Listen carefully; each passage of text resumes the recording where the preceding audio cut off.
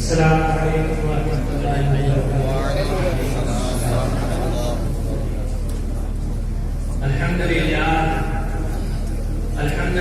رب العالمین والعاقبۃ للمتقین والصلاة والسلام علی رسولہ محمد وآلہ واصحابہ اجمعین، اما بعد فاعوذ باللہ من الشیطان الرجیم، بسم اللہ الرحمن الرحیم۔ فقد قال الله تبارك وتعالى في القرآن المجيد والفرقان الحميد: إنك لعلى خلق عظيم، صدق الله العظيم۔ حضرات سامعین کرام، خطبہ مسنونہ کے بعد جس آیت کریمہ کو میں نے آپ حضرات کے سامنے تلاوت کیا، اس کے متعلق کچھ بیان کرنے سے قبل حضور آقا نامدار، مدینے کے تاجدار، عالم کے مالک و مختار، نائب پروردگار، بے سہاروں کے سہارا، بے چاروں کے چارہ، رب کے مالی، سدرا کے راہی،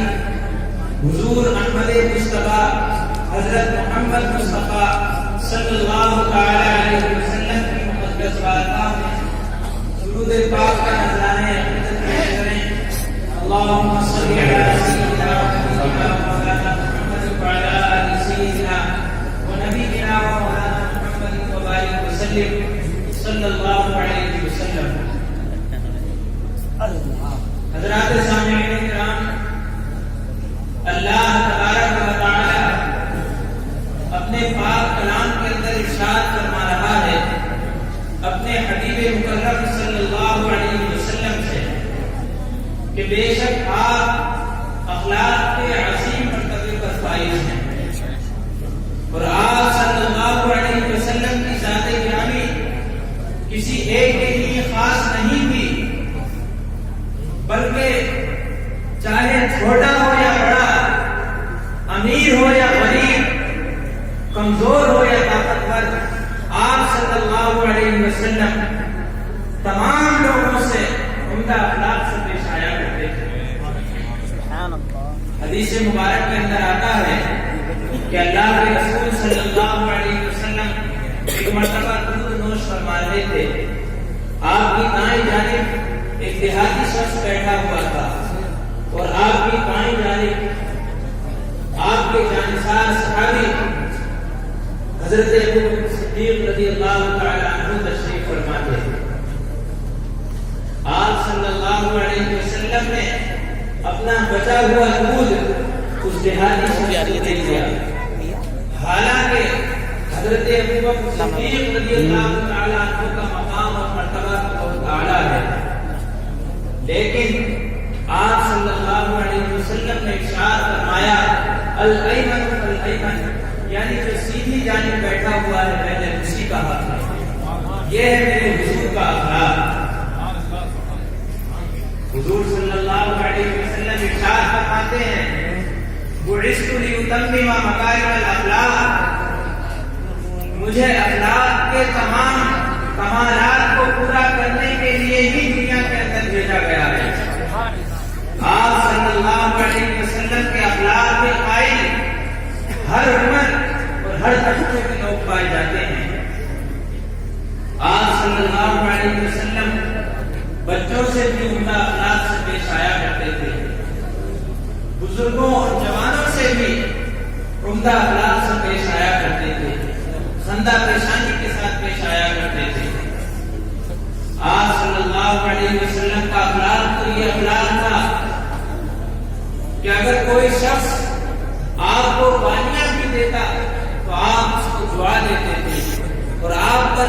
اگر کوئی ظلم بھی کرتا تو آپ اس کو معاف فرما دیا کرتے تھے۔ کسی شاعر نے کیا خوب کہا ہے کہ تیری خلق کو ہم نے جمیل کہا، تیرے خلق کو ہم نے عظیم کہا، تیری خلق کو ہم نے جمیل کہا، تیرے خلق کو ہم نے عظیم کہا، نہ ہوا ہے نہ ہو کوئی مثل تیرا، نہ ہوا ہے نہ ہو کوئی مثل تیرا، تیرے خالق کے حسن و ادا کی قسم، تیرے خالق کے حسن و ادا کی قسم۔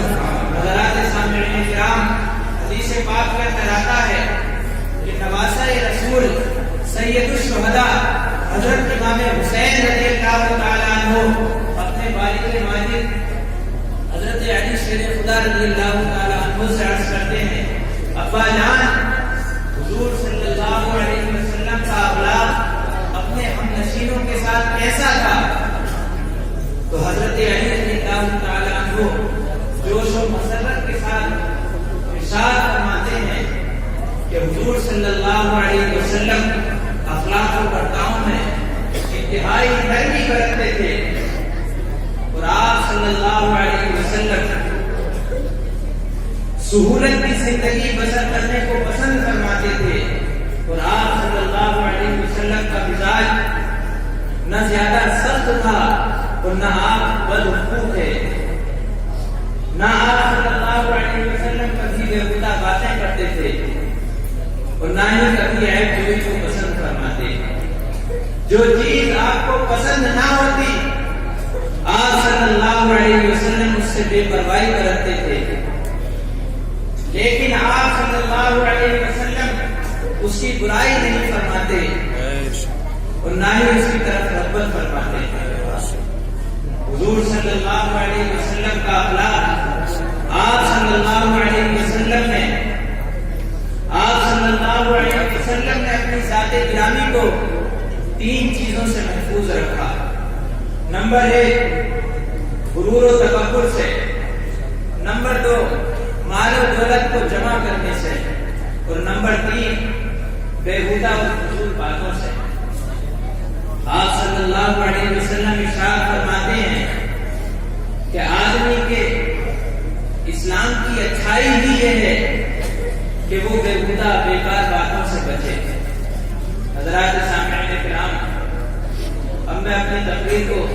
اس شعر کے ساتھ ختم کرتے ہوئے آپ سے رخصت ہوتا ہوں کہ بشر کی سربلندی میں بھی کوئی راز ہوتا ہے، بشر کی سربلندی میں بھی کوئی راز ہوتا ہے،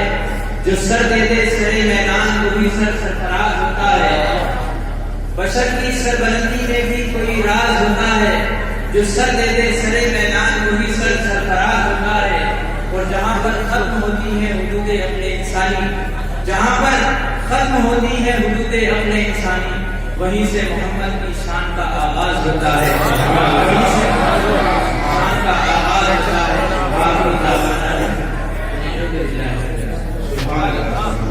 شیخ محمد شیر